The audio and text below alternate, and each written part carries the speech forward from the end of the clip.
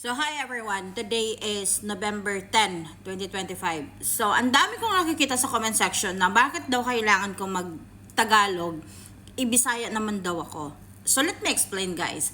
Actually, kaya ko naman talagang mag-Bisaya, bakit hindi? Hello, kung fluent nga ako mag-Tagalog, Bisaya pa kaya. I was born and raised in Bukidnon. Unang-una sa lahat kung bakit kailangan ko mag-Tagalog, marami kasi ako mga followers na mga Tagalog since na sila yung mas naunang sumuporta sa akin kumpara sa mga Bisaya. Kasi alam nyo guys, nung nagsisimula talaga ako, ang nakikita ko talaga na laging nagko-comment sa akin is mga Tagalog talaga upon checking their profile. Kaya na-pursue ko yung pagtatagalog kasi feeling ko mas marami yung mga nanunood na Tagalog kumpara sa mga Bisaya.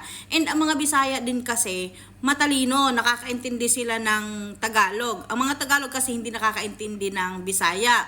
Pero hindi ibig sabihin na hindi sila nakakaintindi ng Bisaya, bubo na sila, no? So, ako guys, doon lang talaga ako sa mas mabilis, doon sa mas maraming mas makakapanood at mas makakaintindi. So, sana intindihin nyo na lang guys, ano? So, I was born and raised in Bukidnon, pero kaya ko pong mag-Tagalog and mag-Bisaya. Peace! Maayong buntag, amping.